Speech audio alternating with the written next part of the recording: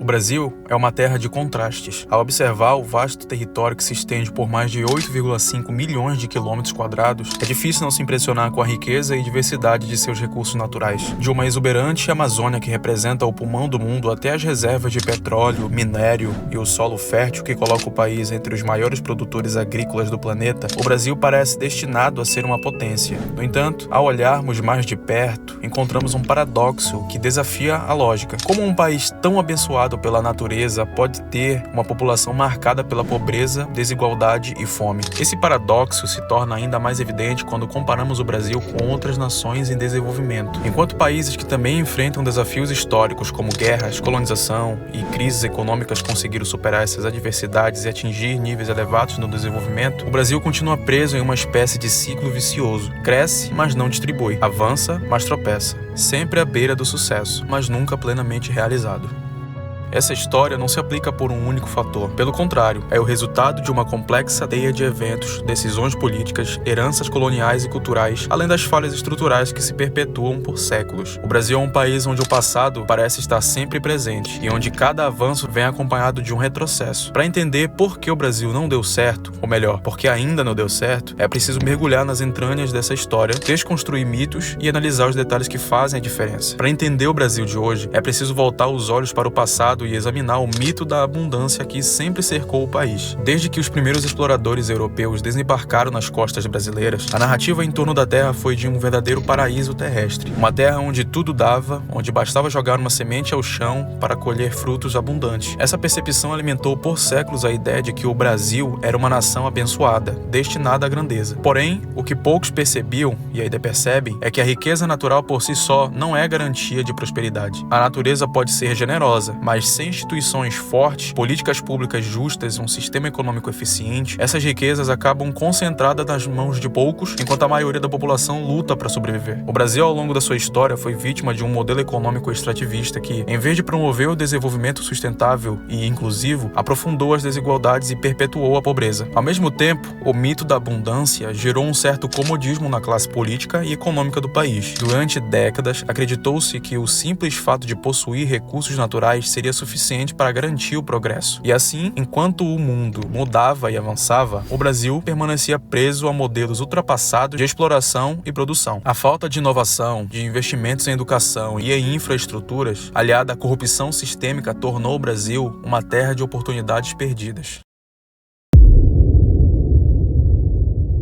Quando os portugueses chegaram ao Brasil em 1500, se iniciou um processo que moldaria profundamente o caráter do país. A colonização portuguesa foi, desde o início, marcada por uma lógica de exploração, diferentemente das colônias de povoamento estabelecidas em outras partes do mundo, como os Estados Unidos. O Brasil foi visto pelos colonizadores como uma fonte de recursos a serem extraídos e enviados para a metrópole. O objetivo não era construir uma nação próspera e autossuficiente, mas sim enriquecer Portugal. Esse modelo extrativista criou uma estrutura econômica e social profundamente desigual. Desde os primeiros engenhos de açúcar, passando pela mineração de ouro em Minas Gerais, até a exploração do café no século XIX, o Brasil se tornou uma terra de grandes latifúndios, onde a riqueza era concentrada nas mãos de uma elite agrária, enquanto a maioria da população vivia em condições miseráveis. A escravidão, que durou mais de 300 anos, foi um dos pilares desse modelo econômico. O Brasil foi o último país das Américas a abolir a escravidão, e as cicatrizes desse período são visíveis até hoje na forma de desigualdade racial e social. Além disso, o Brasil herdou das instituições coloniais uma cultura de corrupção. A relação entre o Estado e a elite econômica sempre foi baseada em privilégios e concessões, criando um sistema onde o poder era concentrado em poucos e onde o bem comum raramente era prioridade. Essa lógica se perpetuou ao longo dos séculos, atravessando diferentes regimes políticos e ciclos econômicos. No início do século XIX, com a vinda da família real portuguesa ao Brasil, houve uma tentativa de modernização e de construção de instituições mais sólidas. No entanto, essas mudanças foram insuficientes para romper com o legado colonial. Quando o Brasil finalmente se tornou independente em 1822, o fez sem revolução popular, sem uma mudança real nas estruturas de poder. A independência foi, em grande parte, uma transição negociada entre a elite brasileira e a monarquia portuguesa, garantindo que os interesses dos grandes proprietários de terra fossem preservados.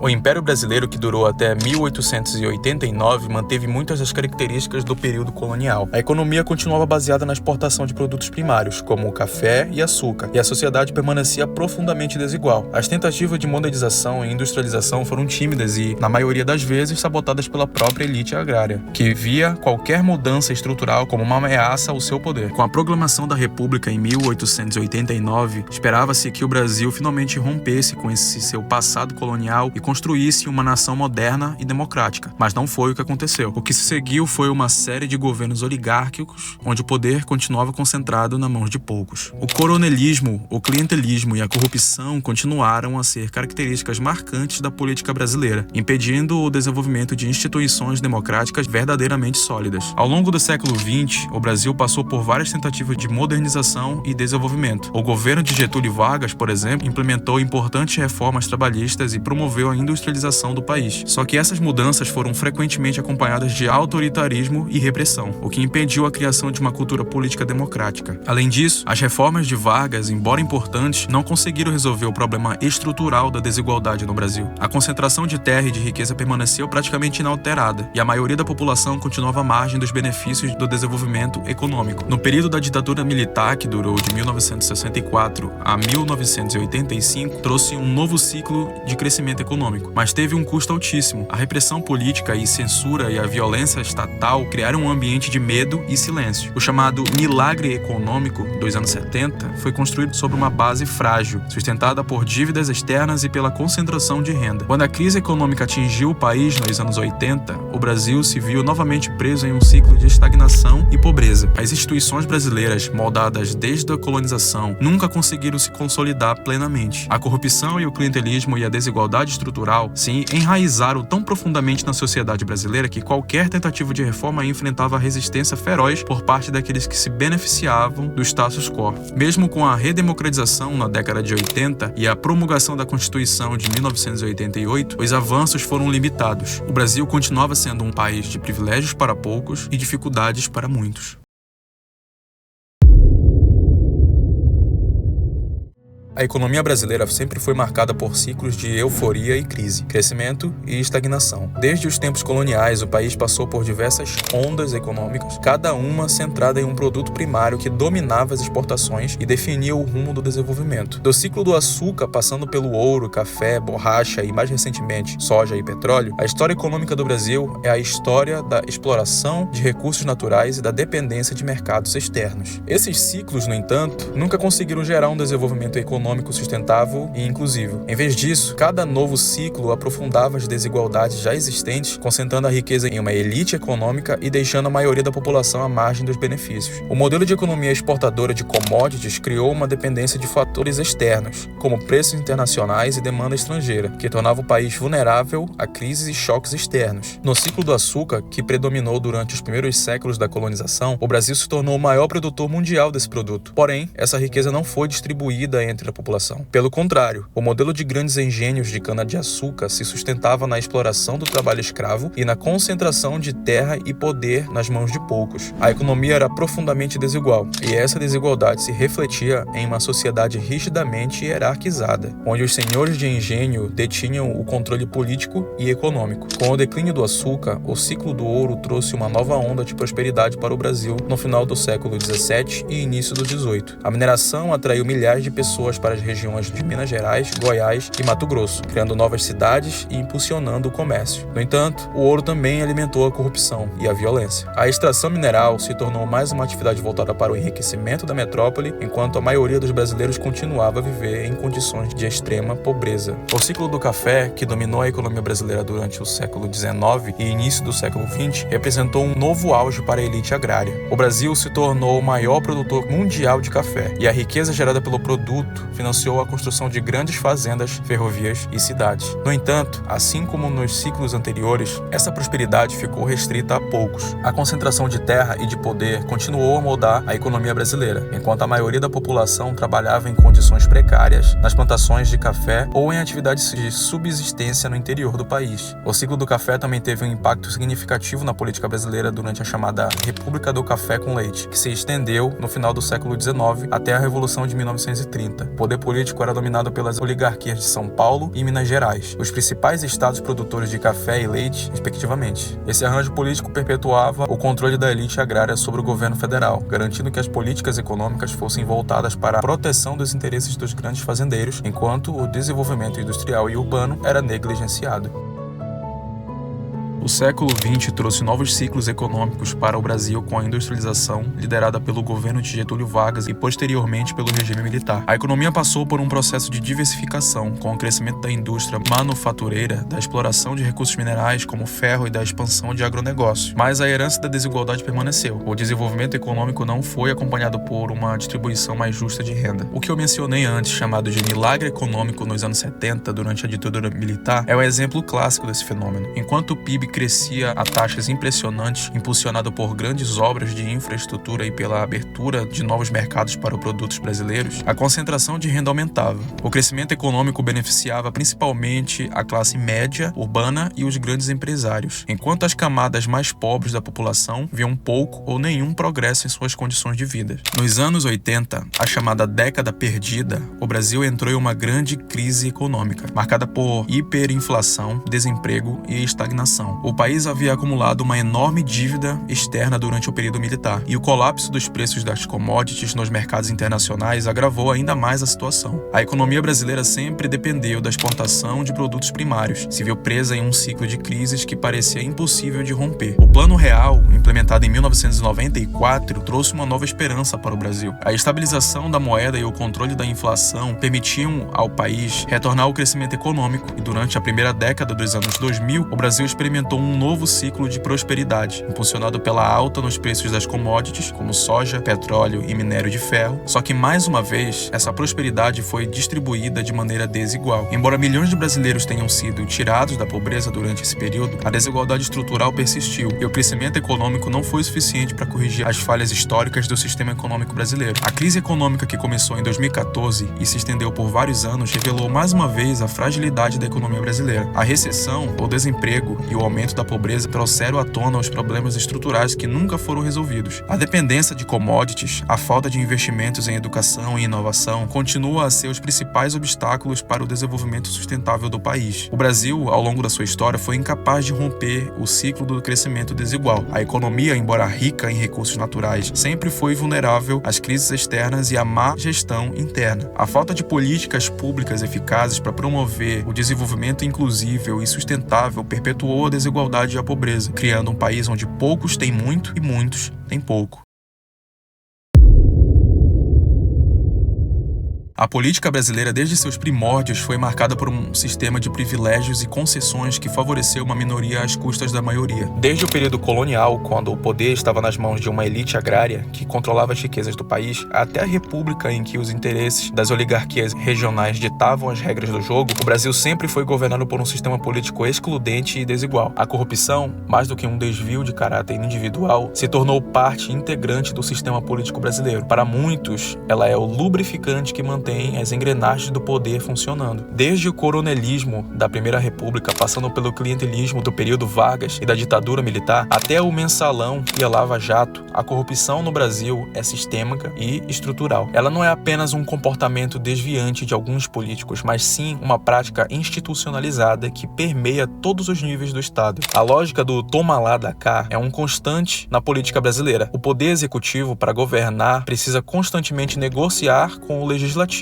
oferecendo cargos, emendas e favores em troca de apoio político. Essa prática, conhecida como presidencialismo da coalizão, cria um ambiente propício para a corrupção e para o desvio de recursos públicos. O resultado é um sistema político disfuncional, onde as prioridades do governo raramente estão alinhadas com as necessidades da população. A fragilidade das instituições políticas brasileiras também contribui para a perpetuação da corrupção. O sistema judiciário, por exemplo, muitas vezes falha em punir de maneira adequada aqueles que cometem crimes e corrupção. As investigações são lentas, os processos judiciais se arrastam por anos e as penas, quando aplicadas, são frequentemente brandas. Isso cria uma sensação de impunidade, onde a corrupção é vista como um risco calculado e não um crime sério. A corrupção não é apenas um problema ético ou moral. Ela tem consequências diretas e devastadoras para o desenvolvimento do país. O desvio de recursos públicos significa menos dinheiro para saúde, educação, infraestrutura e segurança. Além disso, a corrupção distorce as prioridades do Estado, favorecendo projetos e políticas que beneficiam beneficiam poucos em detrimento da maioria. Obras superfaturadas, hospitais inacabados, escolas sem estrutura, tudo isso é resultado de um sistema político que privilegia o enriquecimento dos políticos em vez do bem-estar da população. A política brasileira também sofre de uma profunda desconexão entre os eleitos e os eleitores. A distância entre Brasília e o Brasil real é enorme, tanto física quanto metaforicamente. Muitos políticos, uma vez eleitos, parecem esquecer das promessas feitas durante a campanha e se concentram em defender seus próprios interesses ou seus patrocinadores. Essa desconexão gera uma sensação de apatia e desilusão entre a população, que muitas vezes vê a política como algo distante e irrelevante para suas vidas cotidianas. Ao longo da história, o Brasil experimentou diversos regimes políticos, desde a monarquia até a ditadura militar, passando por períodos de democracia. No entanto, em cada um desses momentos, as estruturas de poder continuaram a beneficiar uma minoria privilegiada. Mesmo durante a redemocratização, quando o país parecia caminhar para uma democracia mais inclusiva, as velhas práticas de clientelismo e a corrupção permaneceram, adaptando-se às novas circunstâncias. A Constituição de 1988, apelidada de Constituição Cidadã, representou um avanço significativo na tentativa de construir um país mais justo e democrático. Ela garantiu uma série de direitos sociais e políticos, ampliou a participação popular e fortaleceu as instituições democráticas. No entanto, a implementação dessas mudanças enfrentou sérios obstáculos, principalmente devido à resistência dos setores que se beneficiavam do status quo. A política brasileira também é marcada por uma profunda fragmentação partidária, com dezenas de partidos políticos em atuação, muitos dos quais sem ideologia clara ou base social definida. A governabilidade se torna um desafio constante. O excesso de partidos dificulta a formação de coalizões estáveis e coerentes, obrigando o governo a negociar constantemente com diferentes grupos de interesse, o que alimenta o ciclo de concessões e favores em troca do apoio político. Essa fragmentação partidária somada à corrupção sistêmica cria um ambiente de instabilidade política. A cada nova eleição, a esperança de mudança é renovada, mas, na prática, pouco ou nada muda. Os interesses pessoais e corporativos continuam a prevalecer sobre o interesse público. As reformas necessárias para resolver os problemas estruturais do país são constantemente adiadas ou sabotadas. A crise política que o Brasil enfrentou nos últimos anos, com o impeachment da Dilma Rousseff, a Operação Lava Jato e a ascensão de Jair Bolsonaro ao poder, é um reflexo dessa disfunção política. A polarização extrema, a desconfiança nas instituições e o crescimento do populismo são sintomas de um sistema político que não conseguiu resolver os problemas de fundo do país. Em vez de promover o diálogo e a construção de consensos, a política brasileira tem se tornado cada vez mais marcada pelo confronto e pela radicalização, dificultando ainda mais a implementação de políticas públicas eficazes. Apesar de todas essas dificuldades, o Brasil tem uma longa tradição de resistência e luta por democracia. Movimentos sociais, organizações não governamentais e cidadãos comuns têm desempenhado um papel crucial na defesa dos direitos e da promoção de mudanças. A redemocratização, as diretas já e o impeachment do Collor ou da Dilma são exemplos de como a sociedade brasileira pode se mobilizar e exigir mudanças.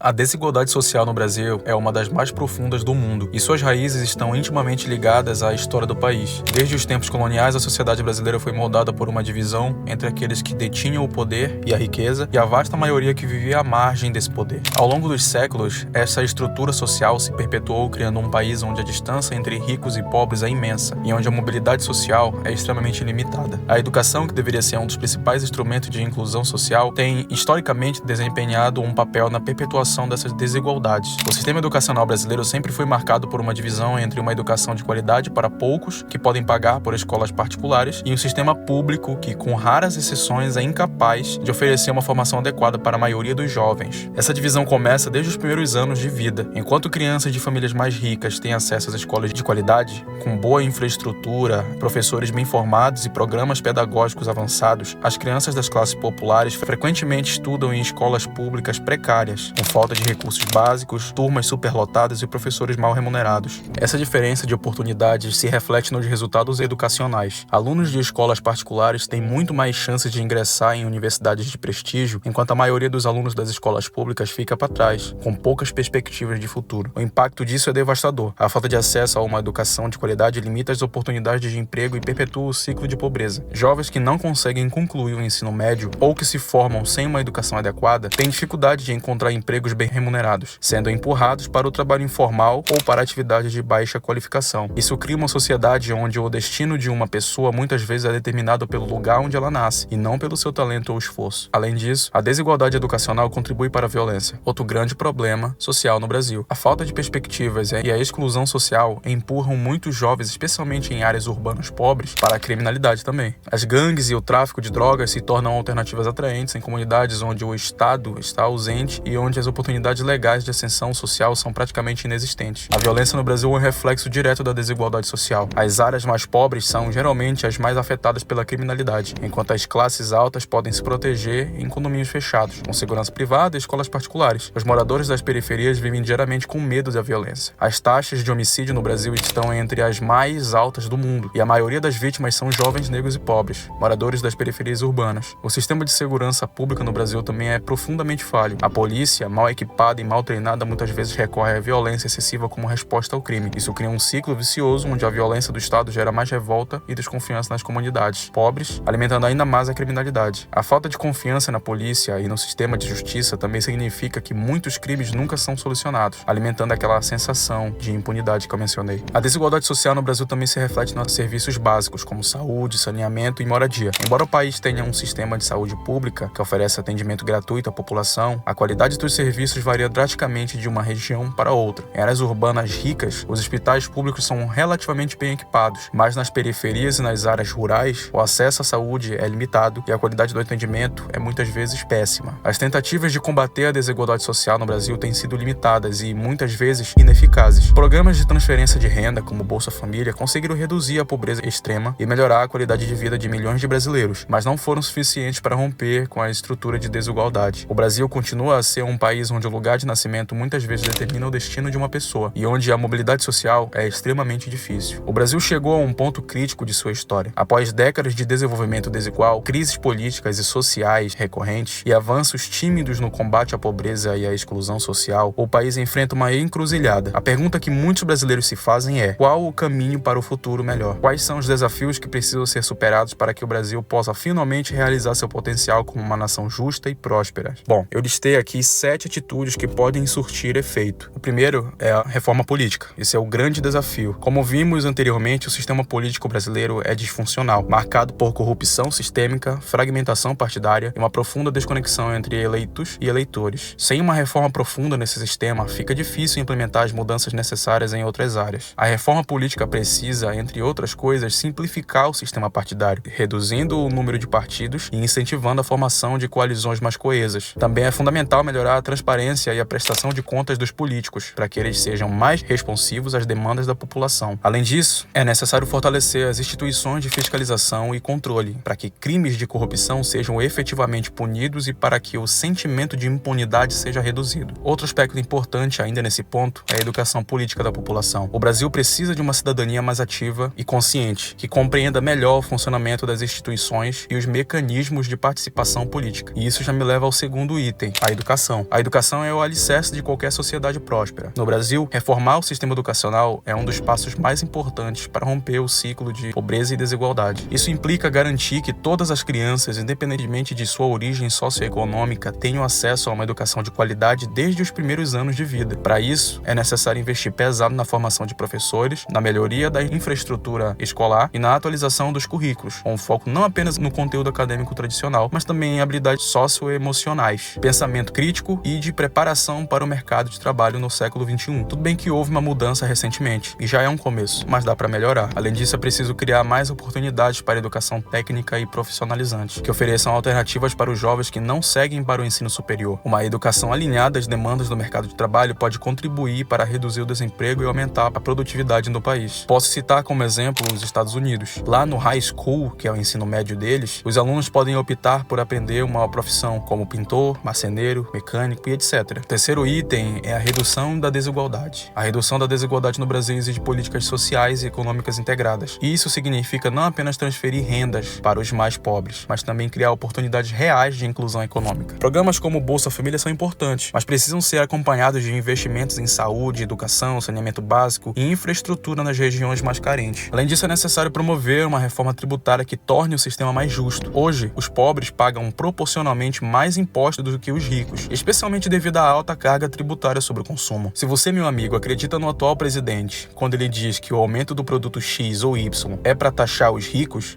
eu tenho uma notícia para te dar. O tal aumento não vai fazer nem cócegas no bolso de quem é rico. E quem vai pagar o pato mesmo são os pobres. O quarto item é a segurança pública e justiça. O combate à violência no Brasil exige uma abordagem multifacetada. Em vez de apostar apenas em repressão, é necessário adotar políticas preventivas que abordem as causas estruturais da criminalidade. Isso inclui investir em educação, cultura, esporte e lazer para os jovens das periferias, oferecendo alternativas ao envolvimento com o crime. Também é fundamental reformar o sistema de segurança pública, com foco na melhoria das condições de trabalho e na capacitação das forças policiais, além de promover uma cultura de direitos humanos dentro das corporações. O uso de tecnologia para prevenção e investigação de crimes, como câmeras de segurança e sistemas de monitoramento, pode ajudar a reduzir a violência de maneira mais eficaz do que simples presença de forças policiais nas ruas. O sistema prisional brasileiro também precisa de reformas urgentes. Superlotadas e sem condições mínimas de dignidade, as prisões no Brasil são um foco de violência e criminalidade. Em vez de um espaço de reabilitação, investir em alternativas ao encarceramento, como penas alternativas para crimes menores e em programas de ressocialização para os presos, é essencial para reduzir a reincidência e humanizar o sistema de justiça. O quinto ponto é a sustentabilidade e o desenvolvimento econômico. Com uma das maiores biodiversidades do mundo e vastos recursos naturais, o Brasil tem um papel crucial a desempenhar na luta contra as mudanças climáticas e na promoção de um desenvolvimento econômico que respeite o meio ambiente. A preservação da Amazônia e de outros biomas brasileiros deve ser uma prioridade nacional e global. Isso não significa impedir o desenvolvimento econômico das regiões que dependem desses recursos, mas sim promover um uso sustentável da terra, com incentivos para a agroecologia e bioeconomia e o turismo sustentável. O Brasil precisa diversificar sua economia, reduzindo sua dependência de commodities e investindo em inovação, tecnologia e indústrias de alto valor agregado. Uma política industrial que promova a modernização das empresas brasileiras, o desenvolvimento das startups e o fortalecimento das cadeias produtivas pode ajudar o país a competir em uma economia global cada vez mais digital e sustentável. O sexto ponto é a saúde e bem-estar. Embora tenha avançado significativamente com a criação do SUS, ainda enfrenta grandes desafios. Garantir o acesso universal e de qualidade à saúde para todos os brasileiros é uma meta que requer investimentos contínuos e a melhoria na gestão dos recursos. A pandemia do Covid mostrou a importância de um sistema de saúde público forte e bem estruturado, e também expôs suas fragilidades. Além do fortalecimento do SUS, é importante promover políticas de saúde preventiva, que reduzam as necessidades de tratamentos caros e complexos no futuro. A promoção de hábitos saudáveis, como uma alimentação adequada e a prática de atividades físicas, além do combate ao tabagismo e alcoolismo, pode melhorar a qualidade de vida da população e reduzir a pressão sobre o sistema de saúde. A saúde mental também deve ser uma prioridade. O Brasil tem visto um aumento nos índices de depressão, ansiedade e suicídio, especialmente entre os jovens. Investir em políticas de prevenção e tratamento de transtornos mentais também são muito importantes para construir uma sociedade mais saudável e equilibrada. Para finalizar, a participação popular e mobilização social é muito importante. Nenhuma mudança será possível sem a participação ativa da sociedade civil. Movimentos sociais, ONGs, coletivos e cidadãos engajados têm um papel crucial a desempenhar na construção de um Brasil mais justo e democrático. A mobilização popular foi responsável por grandes conquistas na história do país, desde a abolição da escravidão até a redemocratização, e isso vai continuar a ser uma força motriz para as mudanças necessárias. O Brasil precisa de uma sociedade civil forte, capaz de pressionar o governo por reformas, de fiscalizar o poder público e de promover iniciativas próprias para o desenvolvimento social. A participação popular nas decisões públicas, seja através de conselhos comunitários, plebiscitos ou outras formas de democracia participativa, pode ajudar a aproximar o Estado das reais necessidades da população e a construir políticas mais eficazes e inclusivas. Toda essa, entre aspas, solução que eu propus aqui são apenas necessidades que eu ou você pode observar no Brasil. Eu não sou político, não sou especialista no assunto, não sou um coach. Sou um cara comum, pesquisei, li, organizei e tô fazendo esse vídeo para te mostrar meu ponto de vista. Fique à vontade para discordar ou não aqui nos comentários. É sério, pode comentar aí.